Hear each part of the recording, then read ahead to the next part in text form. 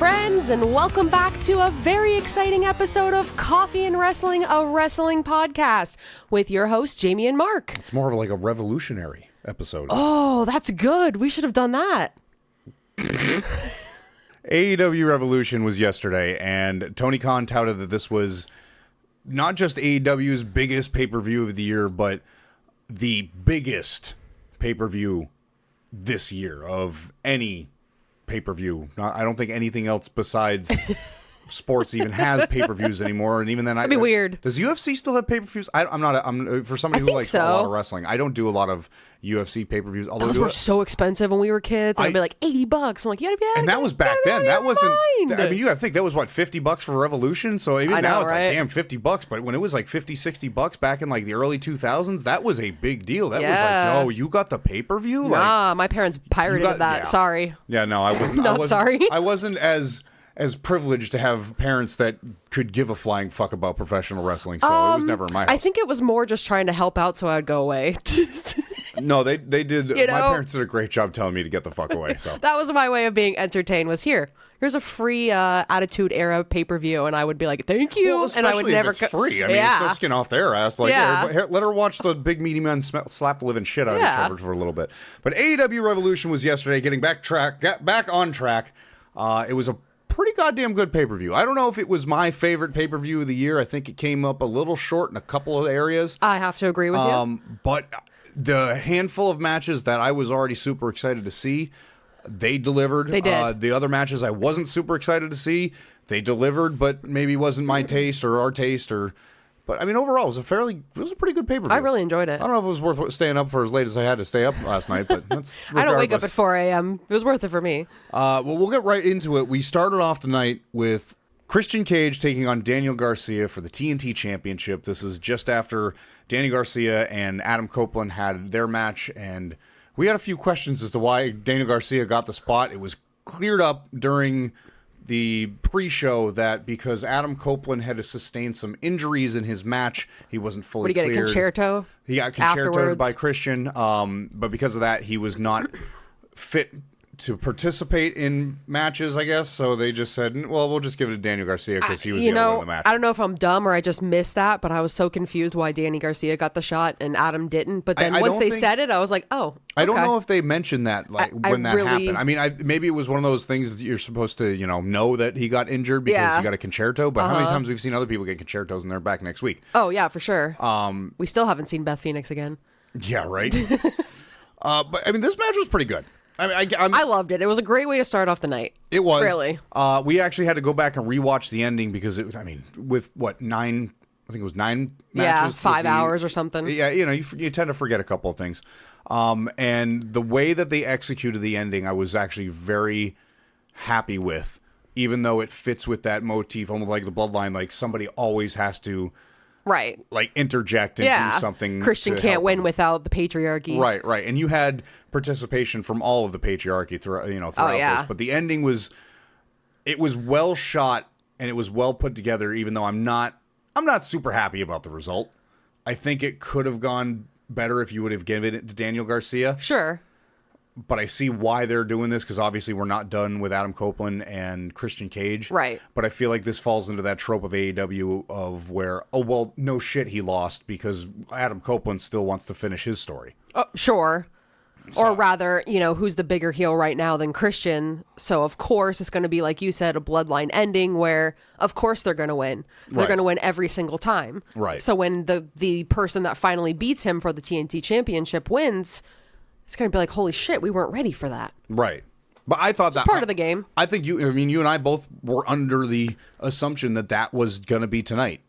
Yeah. I'm sorry, was going to be Revolution. I thought that was going to be it. And I thought, ultimately, of course, Christian and Adam are going to get another match. Let's be real. It's got to happen. There doesn't need to be a belt associated with that. So if Christian lost the belt to Daniel Garcia then can do his own thing on his singles run, finally getting the momentum on his own, not without somebody else really essentially holding him back. Right. And then, of course, like I said, Adam and Christian have this fantastic match later. No belt needs to be tied to it. So... it was a win-win, but that's not what they went with. So I'm interested to see how they're going to keep this going, how they're going to keep people interested in it. I mean, I think it's going to accumulate to Adam Copeland winning the TNT Championship. Yeah. Or you're going to make Christian just the most ultimate heel of all time, have him hold down to that belt and vanquish his best friend in the new company, or his is he friends with Adam Copeland? Apparently he's not friends with Adam Copeland. I mean, he's friends with Edge. Real life. Yeah, okay, there you go. You know what I mean? Like, there was Edge and Christian, but there was no Edge and Adam Copeland. So maybe we're all wrong in this. Maybe we're all wrong in thinking they've been friends since they were kids, right? Who, Christian and Adam Copeland? Yeah. Well, you never know that. They might have a rivalry. You know, Ash Ketchum and whatever the other dickhead's name in Pokemon that I can't remember. You got to act like this is real. No, I mean, Pokemon is real to me. It's got to come back, and I'm sorry. I'm not going to stop talking about it until there's another TLC match. Come on. I mean, they've got to work together eventually. Literally every single person in that 3-way TLC match that I know you're referencing is capable of showing up in a single promotion and doing things. Although the way that TNA has been kind of managed lately, or the rumors of how it's being managed, who knows if they're going to even be capable of doing any indies as well as TNA programming. Hey, AEW is not the indies. Yeah, I mean, depends on who you ask. If they're wearing a WWE T-shirt shirt. Company. Yeah, if they're wearing a WWE shirt, more than likely they're going to say they're the indies. But overall, good match between Christian Cage, Daniel Garcia. I think this is the beginning of Daniel Garcia's build back up to a singles run. Like I said, I kind of wish it would have went different, but I'm not overly mad that this is how this match played out. I mean, it doesn't mean there isn't going to be like a rematch or something later. Right. I still think it's Daniel Garcia's year. I really do. I hope it is. I've grown to really love him from that Red Death. We talked about it last week, or either you and I talked about it on the couch earlier this week. I can't remember anymore. All of these days, they just all blend together when you watch this much wrestling. But really grown to love him, so yeah, hopefully this is his year. Hopefully so. I will say with absolute confidence, the man that has been having a hell of a year, all of 2023, rolling into 2024. Right. My dude, our dude, the podcast dude. King of the bums. Eddie Kingston. My God, this match. I didn't, honest to God, when I first heard rumors that this match was going to happen at Revolution, I was a little bit reluctant because I figured the way that they ended it with the Continental Classic, with Eddie finally beating Bryan and getting not just a win, but getting the Triple Crown belt and working his way from the underdog position. Yeah, legitimately bottom to top. And with somebody he's already said like doesn't respect me and I need to beat him because it's more than just a wrestling match. Right. It's more than just this. I loved if that was the signature and the fucking end of that fairy tale. I'd die happy with the Eddie Kingston story. Absolutely. But there was more to it for Eddie. And I think that was the important part of this match is even though it didn't seem important to us, it was extremely important to Eddie, to get Bryan's respect. Right. Because if you listen to anything about what Bryan said, like he talks about how much he actually appreciates Eddie, you know, how hard he works, how far he thought that he would become. You know, and it didn't, of course, he's got to run the character. It didn't end up happening that way. So he knows his potential. Right. But for the match that happened, legitimately, not just because we just said you love Eddie Kingston. Right. That was his best match. Oh, 100%. That was the best match I've ever seen him. The only other match that you can compare that to is his debut match with Cody Rhodes. Oh, I love that. Strictly because he was a man that nobody understood why he was here, why he was talking shit, who he was. The promo was legendary. And then he walked in and just laid it all on the ring. Right. Like it's the only other match that I can imagine or think of that was understandable. This good. Understandable. But I felt like same idea. He laid everything out. Oh yeah. Both he had 3 belts on the line technically. Right. If he lost to Bryan. Well, he's even said this is him winning this belt, him combining, not him combining it, but him getting the NJPW Strong Championship, winning the Continental Classic. If you've ever been a down and out loser person at anything. Everybody sucks at everything when you first start. And when you first get into that, you suck, whether it's lifting weights, wrestling, playing baseball, fucking anything. But you fall in love with it. The process, everything, the small victories. And still devoted to it. And when you finally get to the level of what everybody said you couldn't, and you step into the limelight and you're like, no, this shit's mine. And you get it. You take it. You use everything you can and you get it. it validates you. It Yeah. makes you feel like what you've been putting yourself into and how much you've poured into it was worth means it. something. Right. It's worth it. Those sleepless nights was all worth it. And it's funny because I listened to the AEW Restricted podcast right before Revolution, and they had Bryan Danielson on there, and he's even made the comments of part of the reason that I have such a disdain towards Eddie Kingston is because he's had it. He's had the drive. Yeah, he's the had charisma. the knowledge. He's had the charisma. He even said that years and years ago, when they were training and doing their thing in the indies, people would look at Eddie Kingston and go, oh, he's going to be the one that goes and makes it because he's got it. He's got the it factor. He's got the thing. And part of the reason Bryan Danielson's always been critical over him is because he's had those opportunities had it from the get-go. and squandered them.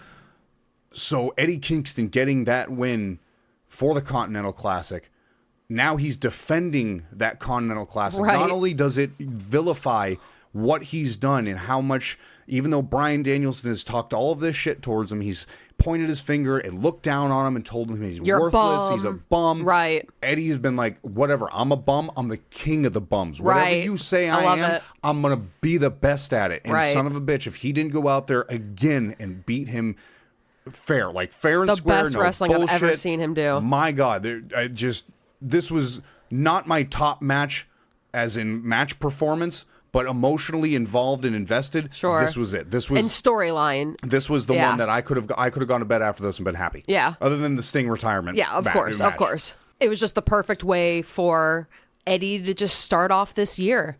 And the match ended.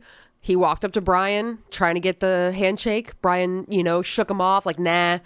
And Eddie just kind of like threw his poor guy. Digger. He just like being a total clam digger. He just threw his arms up and was like, "Yep, kind of figured, like typical." And then Bryan was like, "No, for real, like come back, let me shake your hand." And he did. It lifted his arm, right? Like really showed him the ultimate sign of respect. Bowed, like I know. He really showed the ultimate sign of respect. So okay, breaking down the fourth wall. Yep. Like you can't.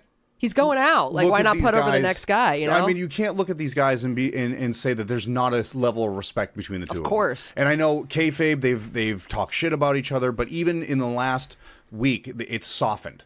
Eddie has come out and saying, "Oh, there's no way I can deny that." He is one of the best, if not the best that's ever done it. Right. I have an utmost amount of respect for what he's done in this industry. He just doesn't like him as a person. And right. Vice versa. Bryan does the same thing. He comes out and says, I respect Eddie for what he's capable of, what he has done, the trials and tribulations of Eddie Kingston's mind. I just don't like him. Yeah. But there's the level of respect after matches like these of individuals that have had such a heated rivalry. Yeah. It's so cool to see something like that. Yeah, like it's bigger than the win, honestly. The handshake was more important than the win. The sport was more important than the individual beef. Yeah, the respect. You know what I mean? And this just encompasses that. And this is what I love about AEW. It's I've been kind of critical with AEW lately because the storylines aren't really bustling like WWE has, which is just, I think, par for the course. I think that's what AEW's product is. It's like an NJPW to where you could watch the story or you could watch the matches, and either way you're going to be entertained. Sure. And it's 52 weeks out of the year, so it's really hard to be entertained every single time with one promotion or perhaps both promotions. Right. There's times I personally think they both have a lull. Oh, there was a few months ago I dreaded turning on Raw.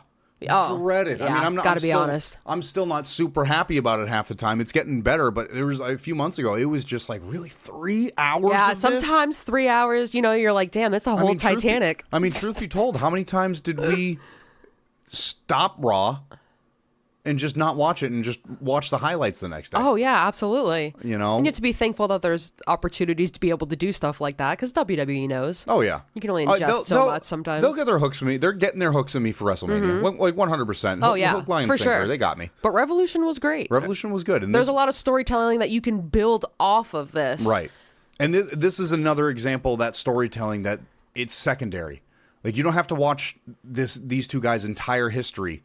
No. For the storyline. If you know, oh my God, it made it so much sweeter. Exactly. You can go back to Chikara Pro. You can go back to whatever indie promotion they've been in. Other matches. Even ROH. ROH. I mean, and that's what the whole handshake was. It's you don't have to know every last detail about these guys. And Right. I know there was criticism last week about AEW not explaining who people are, and I feel like they really took that on the head and put a lot of effort into introducing the CMLL stars that they had on Dynamite.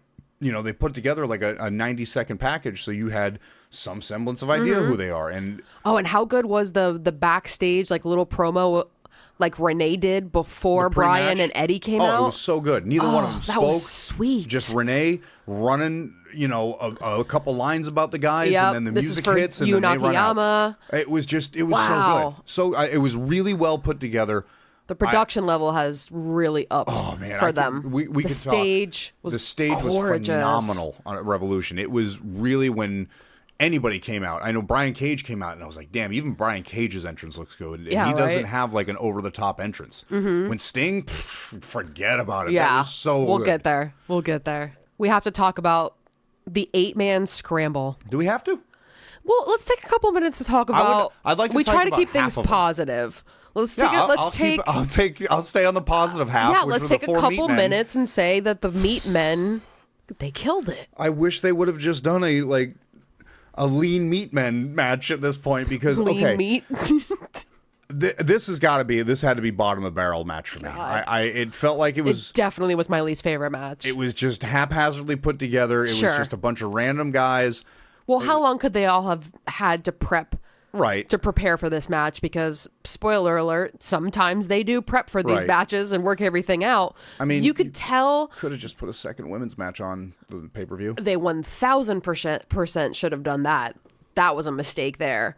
But there were good spots that did work out, and there were good spots that, like, there were literally seconds, 3-4 seconds of just nothing. Well, that was only when the smaller 4 individuals were in. Yes. The leaner of the meat men. Well, it was weird. I know, because usually the high flyers are the ones that kind of sell it. And granted, you eliminate Chris Jericho from the high flyers, he gets 1 or 2 good jumps off the top rope, and I think he's winded. Hey, I mean, Jericho did his spots here. Jericho did his thing. I think he did a great job. But at one point you had 4 big, meaty men in the ring. Yes. And these guys pulled spots off that were. I mean, they're massive men. So these guys always pull awesome. spots off. But when Brian Cage lifted Hook up like he was groceries on the floor. That was later in the match. Still.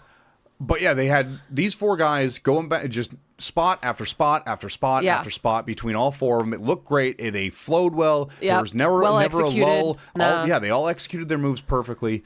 And then the 4 smaller guys, it kind of was like a swap. The 4 big guys got knocked out. The 4 smaller guys ran in. Right. And it was...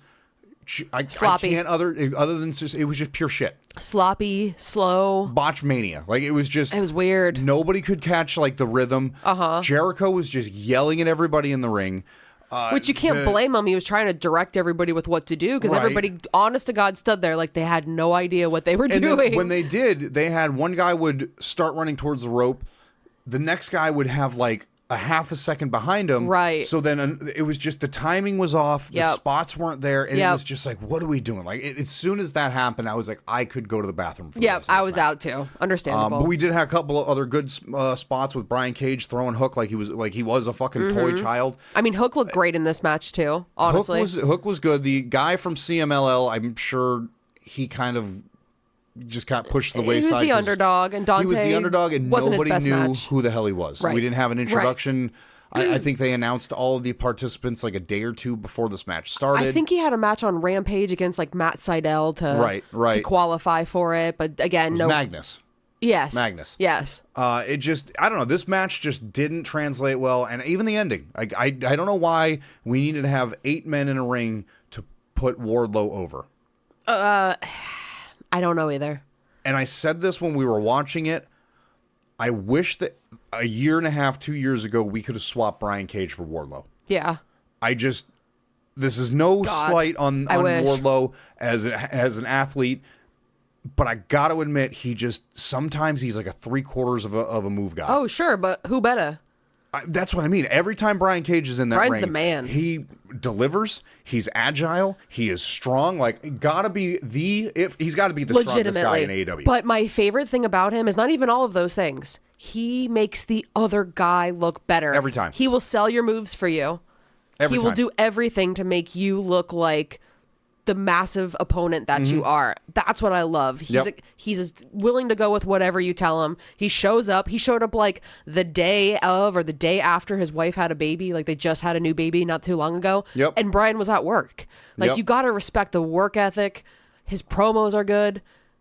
Look at him. I mean, his physique is phenomenal. Yeah. You know, he knows who he is, what he's about, and what he likes. He's like he's a fucking comic book nerd, which I think is just awesome. That makes my brain hurt a little bit because Wolverine. I'd be scared if I walked in and Brian Cage was reading the new Deadpool. Yeah. But you know, it's just I don't know what we're doing. I mean, I know what we're doing with Wardlow, but this is like the third fucking time we've done this with Wardlow, and I'm just tired of fucking seeing it. How many chances can you have? I see a singles run for Brian Cage. I don't see the Mogul Embassy, all of that really working out.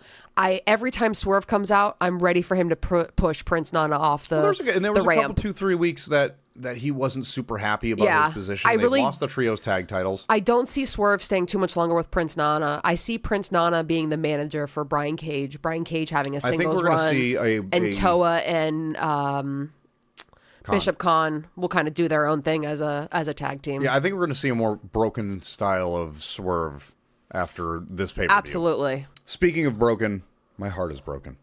Why is that? Because Orange Cassidy is no longer my international champion. He will forever be my international champion. Roderick Strong, that sleazy, neck-strong specimen giraffe of a man, wannabe. giraffe wannabe motherfucker, end up taking his belt. It was a good match. I don't know if I expected anything bad of this match. I mean, it wasn't the best match you'd ever seen with Orange Cassidy. It can't be. He was hurt as fuck. He was hurt, and obviously we've seen matches like this before with Orange Cassidy. You can only defend that championship so many times. Right. Do you think it was a good decision to change titles? 100%. I do. I'm a real big Orange Cassidy fan. Yeah. So I'm just mad that my boy no longer he doesn't get to come out with that JanSport anymore. I know. It was so cool to see it come out of a backpack. But that perfectly timed Jane with the raise of the belt. I think this might indicate we might see some new movement from the Undisputed Kingdom. Which I think is a good thing. I know a lot of people don't like any of this, but I actually do. Not right now, but I can see the potential in it, I guess, is the best way to describe that. The reason why I say that is obviously Roderick Strong got the win. Right. He's the international champion now. Crazy. Adam Cole was also wheeled out by Matt Taven and Mike Bennett. Matt Taven and Mike Bennett.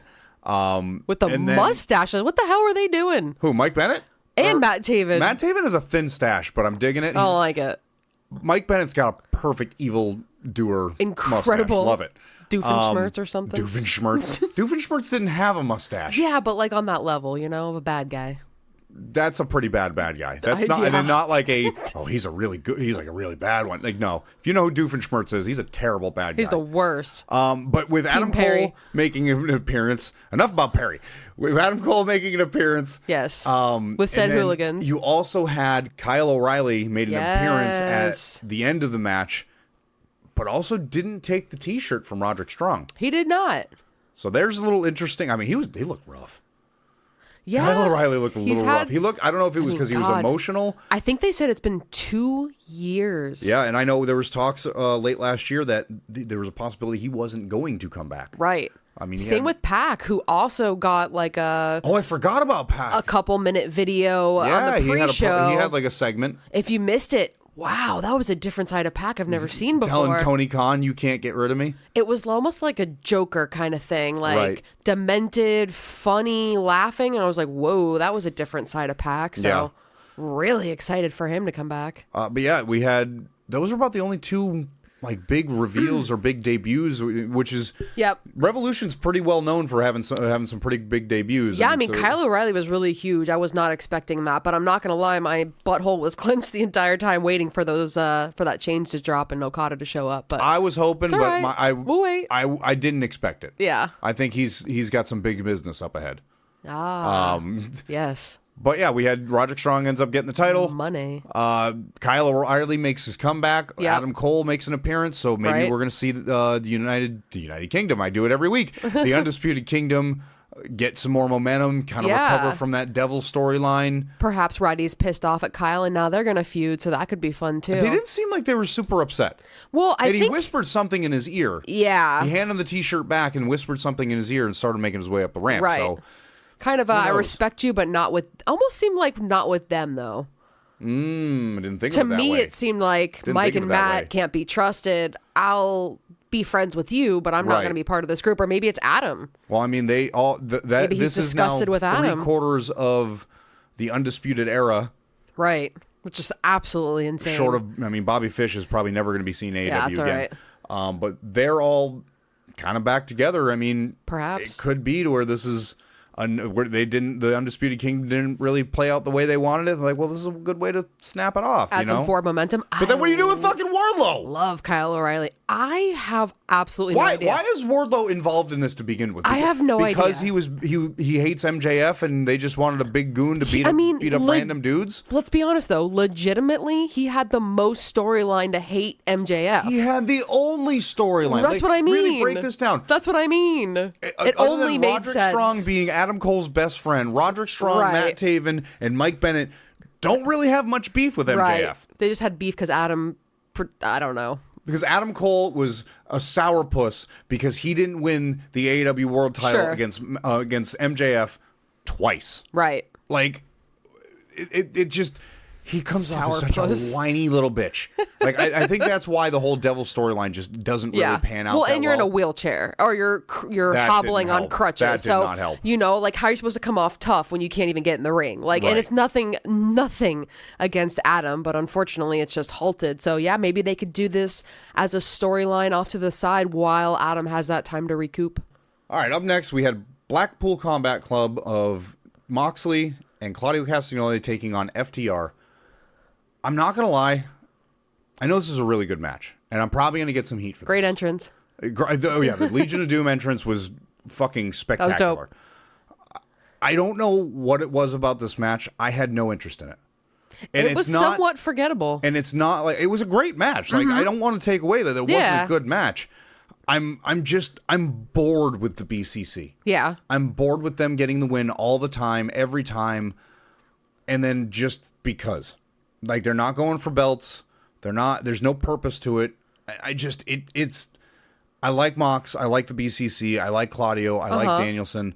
But it just feels stale. Oh, this match, when it was announced, felt stale. Well, and it might just be me. We just saw it. Yeah.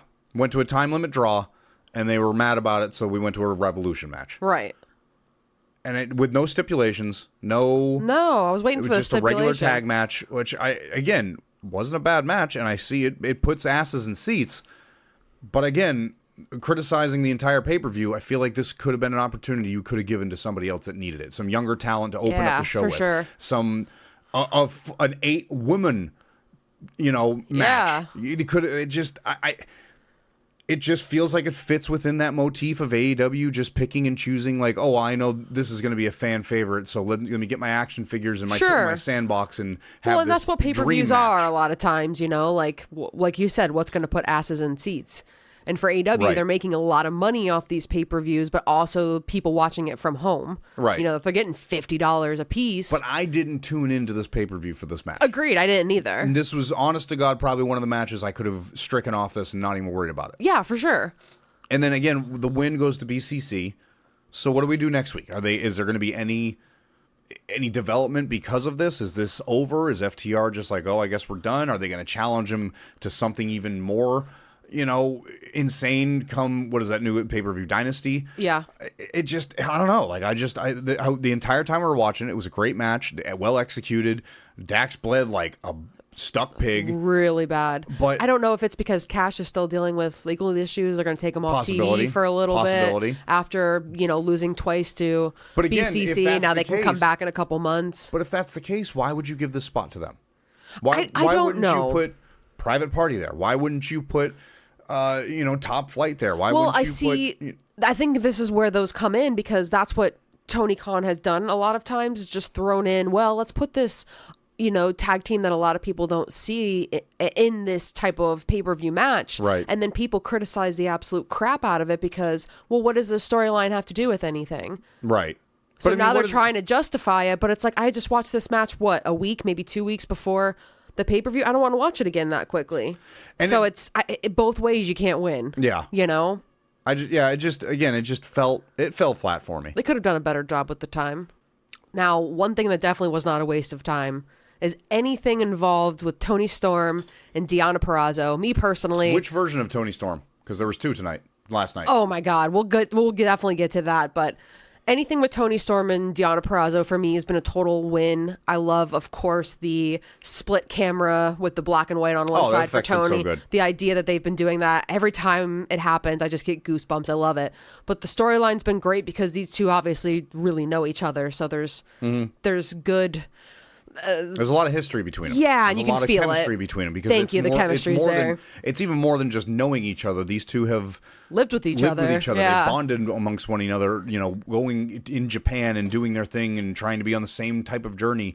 That's that bond that a lot of people build with. I mean, Eddie Kingston and Bryan Danielson's very similar. Or Claudio. Yeah, it's very similar in that aspect, Yep, exactly. The same type of thing. So now that they finally had this match, it was everything I wanted it to be. I mean, the whole time we were sitting there watching it, it's so cool to see Toni Storm change her style of wrestling. Right. With this gimmick, going from just like I said, a completely different style. She used to do a lot of DDTs, and of course she still does the hip check, but now she's doing the way she poses and the way she does these moves. It's very reminiscent of a 40s, 50s female wrestler, where it was more centric around the wrestling aspect and the holds. I mean, even you look at her facial expressions when she has very twisted and grimace, contorted facial expressions to portray that she's, I don't want to say struggling, but she's really focused on what she's doing and really trying to be an intense individual. Yeah, it was very much acting at the same time of wrestling. Right, which is the whole shtick with her, of course. Timeless Toni Storm. Of course, which goes back perfectly to what you were saying before, that entrance that Timeless Toni Storm had, or rather, old school Toni Storm had. Well, Deonna Purrazzo has been saying, I'm going to get the old Toni back. I want to fight that Toni that I went to Japan with, like we were speaking Slept before. on the dojo floors. I want that Toni. And they hit Deonna with a hell of a swerve because you heard Toni's classic music, whatever, however it goes, and out comes, and you even thought it was her. I was like, yo, old school Toni Storm. And you're like, that's Mariah. I was like, that's fucking Toni Storm. So it convinced me. And then it zooms in. Of course, it's Mariah. She killed it. So good. It's so good. She killed it. So she comes out as old school Toni Storm. Right. And then here comes Toni Storm and her Timeless. Yep. And then they just had a hell of a match. Afterwards, they did an interview with, of course, Toni Storm doing her classic post-match interviews. And Mariah comes in and she's like, well, Toni, how did I do? And of course, Toni always blows Mariah off. This time she tells her she did amazing. Oh, did she? She was proud I haven't of her. Seen the media scrum yet. She was proud of her. It wasn't the media scrum. It was a backstage interview with AEW after the match. But yeah, she tells her how proud of her she is. She did almost her body double in a sense. She gets to keep whatever old merch that she used to wear. She gets to keep it all. And she's like, Mrs. Storm, how can I ever repay you? She's like, don't. Call me Toni. Ooh. So she's like, okay, Toni. Well, and I think there's something there beyond what she said, with Deonna saying that she wants to fight the old Toni. Right. We got to remember that there is this big story going on with Mariah May and Toni Storm. And now you have Toni Storm being imitated by Mariah May as a perfect double. She owns her old gear, her old gimmick. Which wasn't that the shtick in the movie? Wasn't it? The girl ends up taking Toni's place, essentially, because for some reason Toni won't be able to make the big match. Right. And Mariah will be there. And Luther will be like, oh, wait, don't cancel the match. We'll have Mariah May step in. Gotcha. Okay. That's essentially what the story is supposed to be. I mean, that fits right in line with everything. Yeah. So when I saw she was dressed as her and Toni was approving it, I was like, this is going to happen, but I don't know when. So that could potentially be why Toni loses the belt, is because Mariah takes her place and wins it. Well, not just that, and you pointed this out during at the end of the match when they were going to the ramp. Toni handed her the belt. Yeah, and I was like, there she is. While she's dressed as Toni. Yeah, with the belt. Mariah May idolizes. Yeah, that's some Toni. Foreshadowing, big time. The smile on her face was from ear to ear. So you might be right with this. I've been skeptical with I've been following that. heavy. We're gonna have to watch that movie. Yeah. I've been skeptical because like I didn't want to get into it and be like, oh, they're doing that, and feel like we knew what was going on. Because it's always, I hate doing this. Sometimes I hate having a podcast because we always record it, and then like a day later, I'm sitting in bed going, oh my God, somebody's listening to me right now, and they think I'm completely wrong. Why did I say that? Why did I say it? But like that? This really is panning out to be exactly like the speculation around that. God, I'll have to look it up. That Time Warner Classic movie is, but. This match all around with Deonna Purrazzo was great. Phenomenal. And they did it well because you had to have, we talked about this, you can't do what you did to Taya Valkyrie to Deonna Purrazzo in the sense that Taya Valkyrie came in, tried to beat Jade, lost, and now we haven't barely seen her at all. Right. So you can't do that to Deonna Purrazzo. So how do you have her lose this match against Toni but still be over in a sense? So, of course... Well, one thing they did worked out perfectly. They unfortunately did with Taya, cheats. though, is they built her up to be this unstoppable force. Right. Nothing can get in her way. Same with Jade, Yeah, but they did. Look what they did with Jade. They just let her run, and it felt like she was like that. And but right Taya on to WWE. And like from the get go, we're like, oh my God, there's no way she's going to lose to Jade, and then she lost to Jade, and it was like, oh, yep. It's like Goldberg walking in his first match, he loses. Right. So. With Deonna, I feel like they did a little bit better because they just... I think so. They kept it... It was more than the championship. Yes. The match wasn't about the championship. I mean, the championship was on the line, but it was about Deonna trying to get her friend back, trying to convince Toni Storm that, like, what are you? Like, this isn't you, and I'm going to basically beat your ass until you realize that this isn't you. Right. And I think that's gonna do wonders for her because it's not if I don't win this title, that's it for me. And right. If that's what it felt that's like a good with point. It was if I don't win this match, what am I doing? Here? Yeah. Right. So I mean, hopefully we can build on that, and it doesn't turn into where she's just cannon fodder. That just runs in the middle of AEW like dark matches and ROH. Well, maybe Mariah May will get a shot at Deonna Purrazzo now. I mean, they've been beating the hell out of each other on a weekly basis. Exactly. So I could see it. I could see a little rivalry. I mean, there you go. You got Deonna Purrazzo, who's the former best friend, former quote unquote, of Toni Storm. Right. She's beefing with Mariah May. Tony's endorsing Mariah May. Well, now you got a problem with Deonna. Well, then you got a problem with me then. Yep. And that's how it all starts building. I love wrestling. Oh, it's so good. Well, personally, my favorite part of the night, you can say whatever you want, Mark. My favorite personal part of the night, Will Ospreay is All Elite. Am I not allowed to make it my favorite too, or am I allowed to? You can do whatever you want. I'm just saying.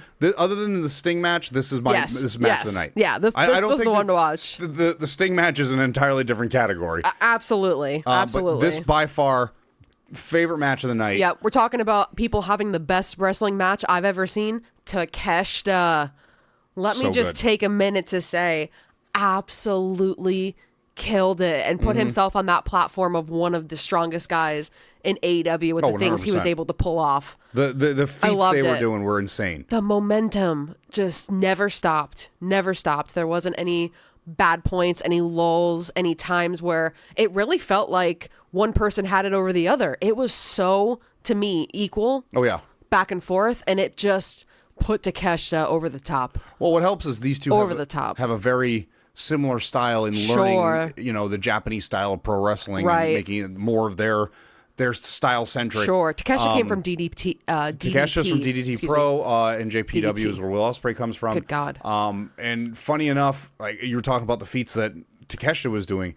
That man wrote a dissertation about the German suplex. Yeah, that's actually legit. He is literally a master in the German art of the German suplex. Just one single move. It's this legit. man wrote a collegiate paper on one single move where you grab a man or a woman by the hips and you launch them over your fucking head. He's so good at it, though. He is so good. There's one, I think it's early in the match, where he hits on Will Ospreay. Holy hell! How Will Ospreay didn't die from that is insane. He landed right on the crease of his neck. I can't imagine how bad Will's ass hurts. I mean, it looked pretty bad during the match. That was awful. Talk about the turnbuckle sheer drop pile driver. Oh my god. Yeah. He's feeling not pile driver. I'm sorry, brainbuster. Brainbuster. Yep, he is feeling that today. Oh yeah, undoubtedly. He actually said I saw a quote of his in the post match media scrum. He said it was the most painful thing he has ever experienced in the ring. He said, I thought my liver was going to explode. Oh, somebody said that. I think it was Taz. That that's what it was. Yeah. Yeah, that he hit his liver, and that's extremely painful. That's what I love about Taz, and I love about wrestlers becoming part of an announce team, is that you find out those little tiny things about that. So when they're just dying on the mat, you're like, what the hell is going on? And Taz is like, yeah, his kidneys. And you're like, oh my God, poor Will. I love Taz, though, because he always tries to make sense of every one of the holds. And sometimes it's just like, Taz, he's just bending his leg. There's no way that hurts. He's bending his leg the way it's supposed to go. Like, you can't tell me that you're putting tension on the hamstring. I literally can do that sitting down. But anyways, after this amazing match between Will Ospreay and Takeshita, the rest of the Don Callis family came out, and of course Kyle Fletcher came out to congratulate him, but also they announced immediately, his hair looks so much better slicked back than in the middle. That classic 90s bowl cut that every kid had. Terrible. Yeah, the bully kid on your block always had that haircut. Australia and having like 2 generations ago style. Well, I mean, Japan's like that too. Yeah. Very bowl cut. I don't know if it's just that like NJPW style. Maybe we have it. At any rate, as I'm sitting here with an overgrown mohawk. I was going to say, you kind of have that going on right now. At any rate, we immediately got an announcement from Tony Khan that Will Ospreay will be taking on Kyle Fletcher this Wednesday on Dynamite. Right. So we're just keeping the momentum going forward. Will Ospreay says he wants to be there every week wrestling. So he is AEW. Congrats to us. I got to give it. Can't believe I'm going to say this on my podcast. I got to give it to Don Callis. That man said, we are going to have an absolute classic on our hands when it comes to this match. Yeah, and I think a lot of people were reluctant. And you can thank him when we're done. Well, fuck you, Don Callis, but thank you. I don't know if he actually had the idea of putting this together, but this was a stupendous match to put They haven't done anything really with Takeshita since Kenny Omega. You know, he's a great athlete, but you can tell this entire time he has been working his ass off. Obviously, Will Ospreay never stops, so he's just continually growing. I cannot believe he's all elite. I'm excited to see what they're going to do with him going forward. Yeah, what's his storyline, Will Ospreay? There's not really Takeshita too. There's not really a direction that I even could think of Will going in. I don't see him staying with the Don Callis family. No, I think that might be this. Mm-hmm. Obviously, eventually, I'm sure he's going for the world title. Yeah, I think that's without. Of course, it goes without saying. Sure. But I'm genuinely excited to see what they do with Will Ospreay now that they have him in AEW. Hopefully, it's like a Bryan Danielson thing where it's like we're not straight going for the title. We're just wrestling. We're kind of doing our thing. Yeah, eventually we're going to go for the title, but right now we're just going to have great matches. Learning the ropes of American television, professional wrestling. Yeah, it's different. It's a whole different monster. It's different. It's televised. It's just a whole different thing. And wrestling, he said he's been having a hard time trying to do that, not swear so much. Bruv. But having a lot of matches that you've never had before. Bruv. Yeah. Against people you've never had. I was about to say, with the people that you haven't had, or with people you have had that, they've changed. Jay White is a far cry from the individual he was when him and Will both first started out in NJPW. Mm-hmm. So yeah, you could see a lot of stuff going with Will Ospreay. It's only on the up and up, especially with Okada coming to AEW. Supposedly, there's nothing. Mercedes in the next couple weeks. Jamie Hayter coming back. Yeah. I was really hoping that we were going to see something debut. I was hoping maybe Okada. I was hoping maybe we were going to see somebody debut during this match to challenge Will Ospreay or something like that. Yeah, right. But I don't know. Hopefully, maybe they're just waiting for some big business to. Yeah, they've got a lot going on the next couple of weeks. If you're going to talk about big business, I have to take a second and say, how are they not going to pull off the most epic match between Mercedes Moné and Julia after the crap that they've been talking to each other? It seems inevitable that something like that is going to happen because Mercedes said, you want big business, You know where I'm going to be. You know where I'm at. Yeah. Like, the world of wrestling is so crazy to even think that we're speculating about something like that. And especially since you have Mercedes Moné, who is, Sasha Banks from WWE, and I'm sure they'd love to have her back. Julia, who, as of a few months ago, everybody in the wrestling world was like, oh, she's going to WWE. She's already signed a contract. Right. She's been at the Performance Center. She's got her headshots. She's signed the paperwork. It's inevitable. It's just happening in a few months, Okada, same thing. He's looking at WWE, like seriously considering it. He wants that WrestleMania moment. And now it's like, well, Julia might not be going to WWE. She never showed up to the PC. Mercedes might not be going to WWE. Yeah, she didn't like her offer. Didn't like her offer. It just fizzled out. We said this at the beginning of the year that 2024 is going to be one of the most interesting years of professional wrestling. Yeah, for sure.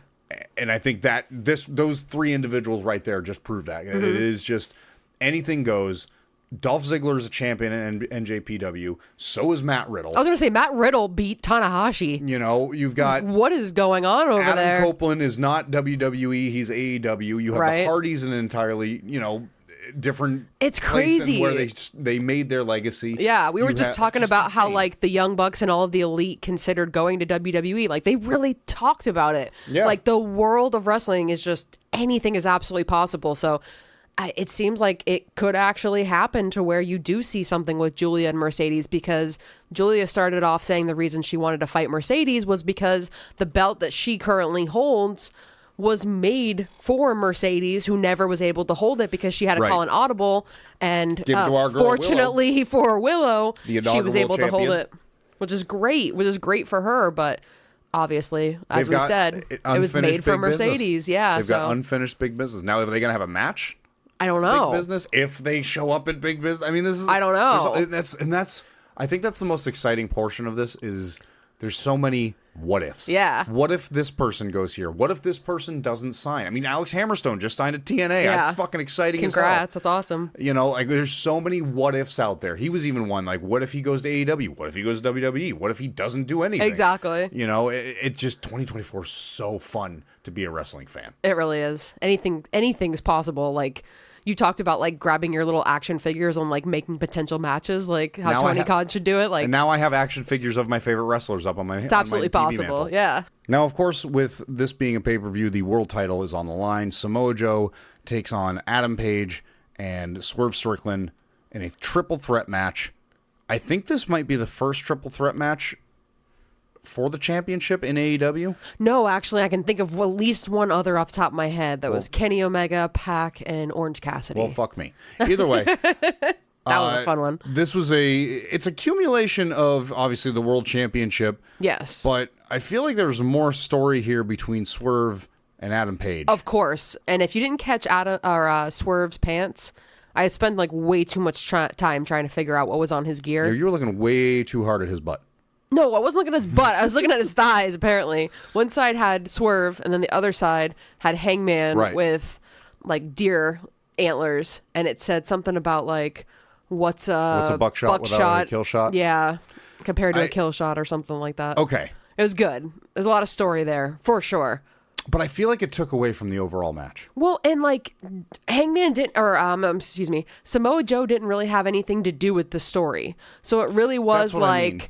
the two of them trying to go after each other, almost like spitefully doing things so the other wouldn't win. Right. Or taking opportunities where Joe could have been pinned, but let me beat up the other guy instead of pinning Joe. So it was their own damn fault. Neither of them won. But it was just kind of weird. I don't know. I didn't like it as much as I thought I was going to. Especially with the idea that reportedly Hangman Adam Page is going to be taking a few months off of AEW. It doesn't, to me, it doesn't really make a lot of sense. Like this three-way match felt like it was a happenstance match because another match didn't get to happen. Like it felt like Adam Page and Swerve Strickland, and I know it went to a time limit draw, but that was the storyline. That's what they planned. Yeah. Was it went to a time limit draw, right? And then Tony Khan's like, well, we'll just make it a three-way because there's no clear-cut winner. And I could see, which I think was a mistake. It felt like if you had an injury during the Page Swerve match and one of the competitors couldn't go forward, and a few weeks later he was cleared of concussion symptoms or whatever it may be. Yeah. And you're like, well, because we didn't get to finish that match, we're going to make it a 3-way so it, satisfies that itch of, well, he's fine to wrestle.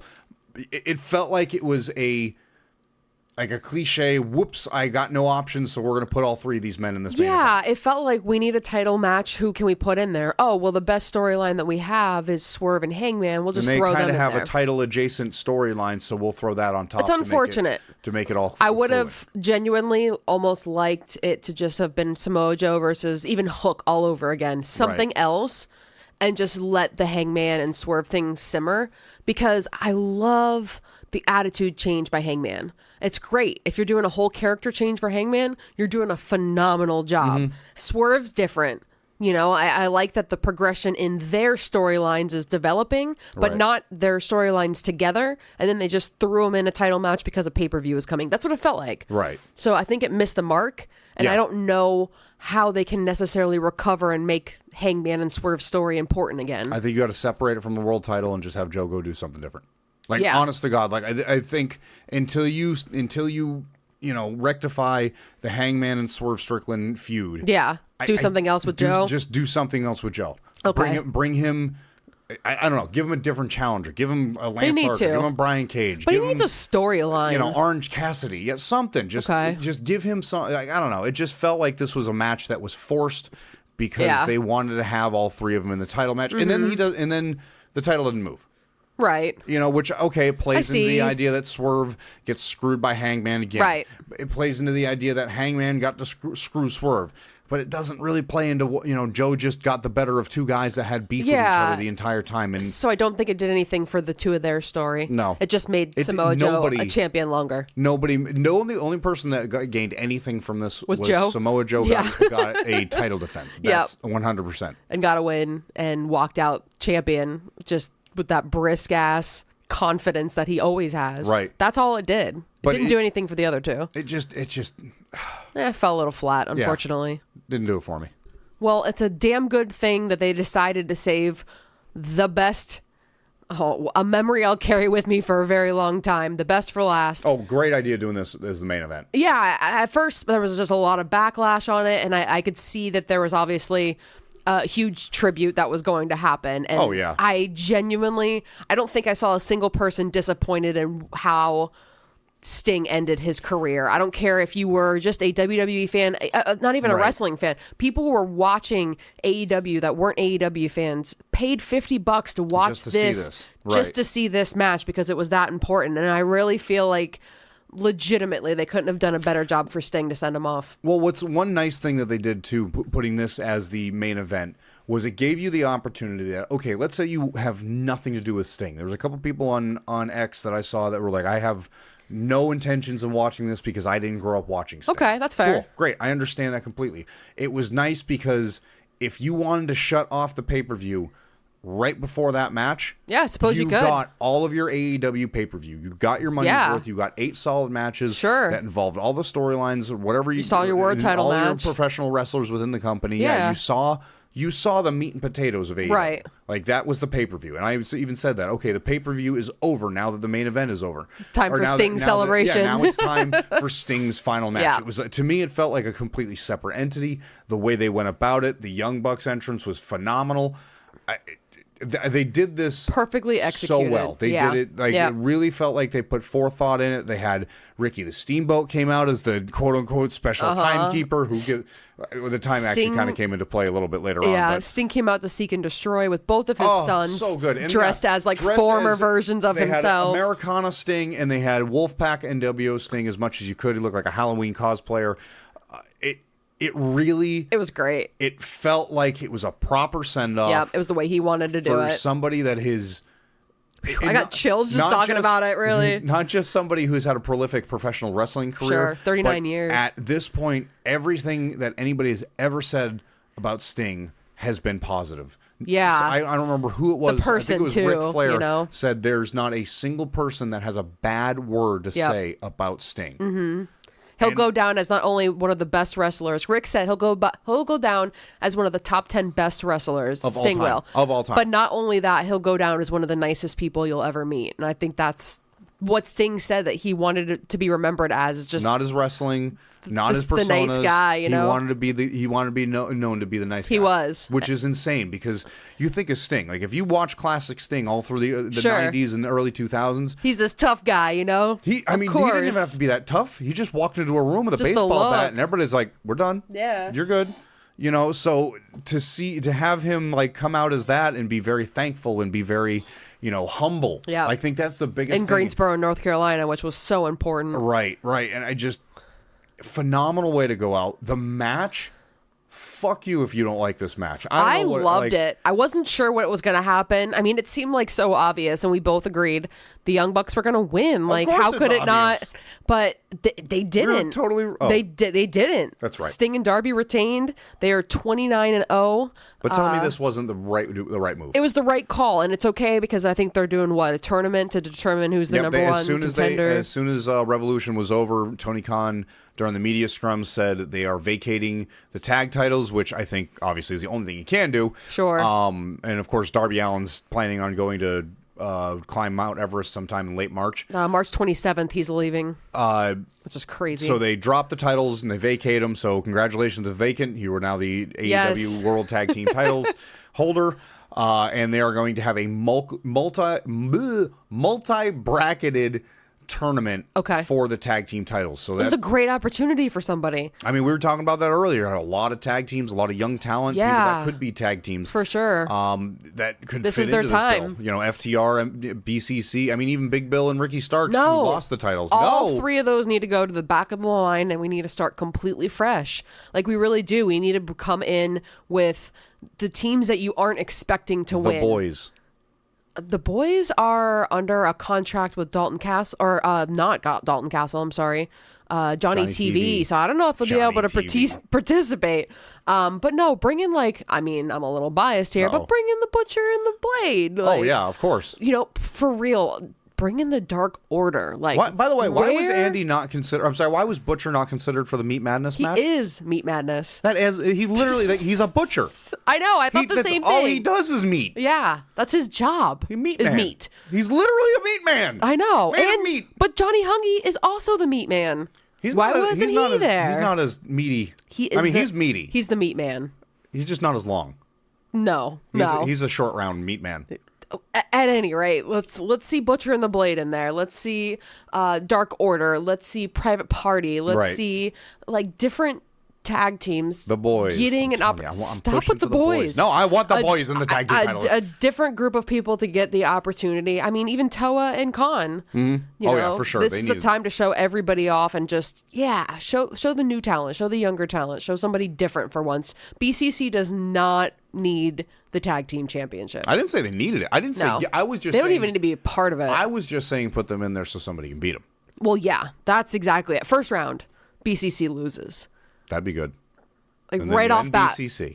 And then John Moxley finally takes those months off that he's been trying to take off. He'll never do it. CM Punk screwed everybody over. He'll never do it. Now his wife works there. Now he's in there even more full time. He's like, well, fuck it. I don't need to take time off. My wife's here. HR is not going to approve vacation time for both of them. That's two big holes you're not going to be able to fill in the company. Carol. But we haven't even had an opportunity to talk about the actual match itself. Do you think Darby Allin's still hurting? Legitimately. Do you think he's still pulling glass chunks out of his back tonight? I have seen a lot of matches. I've seen death matches. I've watched weird things in GCW. I've seen it. Sex dolls. That was absolutely insane. Especially the setup. It was one of those as soon as... No, he's not. No, he's not. It's the cliche. He set it up. He's going through it. Yeah. I mean, how tall was that ladder? 10 feet? I feel like the meeting... I think it was more like 15. It was insane. And then you have the stage, which is another 4 to 5 feet. Well, he was in the ring. So that's what I mean. Do you think they all sit down? You got the Young Bucks, Sting, Darby Allin, Tony Khan, whoever else is in there, creative, and they're just talking. All right, we're going to do this spot. We're going to have Sting and the Sons come down. We're going to have Metallica. That's a good idea. Yeah. Oh, why don't we have the Young Bucks come out in this? And of course, they're going to use Cody Rhodes' little elevator to pop up out of the floor. That was funny. and they're doing all these things. Then Darby Allin just kind of goes, I want to risk my life. hey, what if I jump off a ladder in through a pane of glass that's just on top of 8 chairs? And everybody just probably looked at him like, is that like something you want to do? Yeah, you're gonna have to sign a lot of paperwork, but I think Darby Allin has all that paperwork signed. I think he walked in and was like, hey, can I get 3 copies of the safety contract I have to sign? People still were legitimately on X saying that it was fake glass. I was like, How did you not see his back? How are people so stupid? Instantly. I'm sorry. How do you look at that? How do you see that? You see the blood, you see the wounds, you see everything else.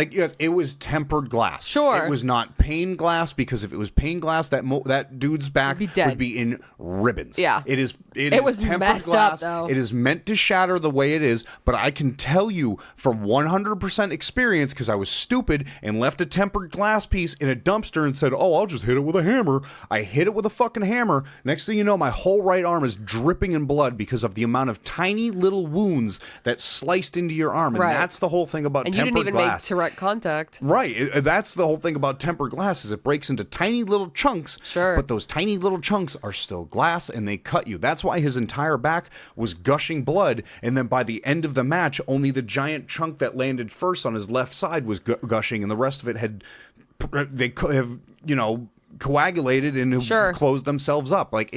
How is that not real glass? I know. What the fuck are you people watching? For real. Put the fucking weed down for 5 minutes and open your eyes, clear the smoke out. Yep. Come the fuck on. It's legitimate. I think we're trained as wrestling fans to not believe certain things. It's funny. It's a safer version of it, but it is 100% real. It's legitimate. Yeah. I don't get it. And okay, let's say it was sugar glass. Let's fuck with the theory that it was sugar glass, which is just sugar will mess you up, man. It's still, you're jumping off at 20 feet through something that's exploding. There's still going to be little pointy objects, right? And you're going to tell me all of that blood. What, Doc Samson run up and go just slice his back open a bunch of times? Right? Come on. Even jumping off the 20-foot ladder onto the ground would hurt extremely. Sting went through 2-3 tables? He took some risk. He took some big bumps. I figured he would. He went through glass too. Good God. Hell, back to the glass. I'm on a fucking soapbox. When Sting hit that first piece of glass they brought out, he hit it with a fucking baseball bat and that shit didn't break. You think it's still not real? Come the fuck on. Oh, you people are making me make blood pressure go. But this match was good. They did it well. They did it well. It was fun. They did the spots you wanted. It felt wholesome. His Young sons Bucks, were there. The EVPs put over Sting. I think it was a great idea. I think it was the right idea. I picked the Bucks to win because I figured they would go with super nuclear heat. But I am over the moon happy with how this all played out, how the match was. Agreed. From Darby going through the glass and being out for 10 minutes and Sting having to hold his own, to Sting being out how many for 5 counts or 6 did he minutes have? after. He kicked out of the EVB trigger and won. It was perfect. It put an individual over that is a fan favorite, right? That for no reason other than it's Sting can take a bump like he does and just get up. At 64. At 64. That's insane. If Tony Khan does nothing else right with professional wrestling, he did this right. I absolutely agree. Right. The Young Bucks did it right too. It's so good. So good. It's usually when you go out, you put over the next guys. There wasn't a reason to put over the Young Bucks. There wasn't a reason to put over any tag team.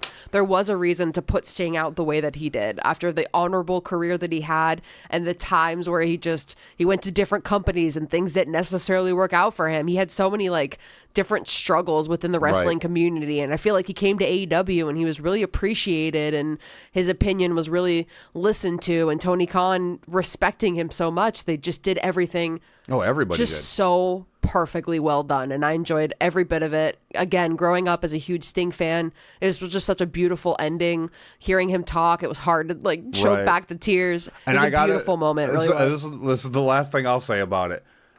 If you watch the match, right, last few moments when Sting gets the pin, you can see the realization and the relief that comes over an individual and they overcome something or they reach a point in their life. Yep. Sting got the 3, stands up, and you can just see it in his face. It sets in. It has finally become a reality. Yep. He has It's finally over. put a period at the end of this of Sting's career. But he did it the way he wanted to. Yeah.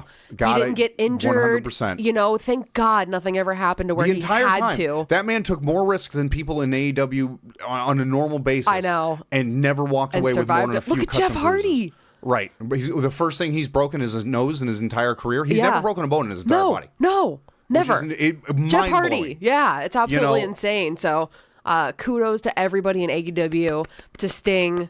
What a beautiful send-off. Couldn't have done it better. And I think, like you said before, collectively, AEW Revolution was an absolute win. Consistently is. Looking forward to the next Couple one. but bathroom breaks in between, but yeah, I overall, was really enjoyed worth my it. $50. Yep. But friends, I think that will do it for us tonight. Thank you so much, as always, for listening. We appreciate everything. Please share with your friends and let them know that you love Coffee and Wrestling Podcast. If you haven't already, follow us on X or all social media platforms. We are at CAW Wrestling Pod. If for some crazy reason you want to speculate about wrestling or music or anything, Yell you can at us. follow me at A Bacon Party on X. You can also follow me at Gunk Dudley, and you can go ahead and tweet at me or post at me, whatever you want to call it. Debate. Do you think Stone Cold Steve Austin could beat the WWF Panda for the WWF name again? I think so. Absolutely. Make sure you start out your week right every Monday morning with a fresh episode of Coffee and Wrestling, a wrestling podcast, except for this episode. Had to go up a little bit late. Thanks so much for hanging in there waiting for it. We will see you in the next episode.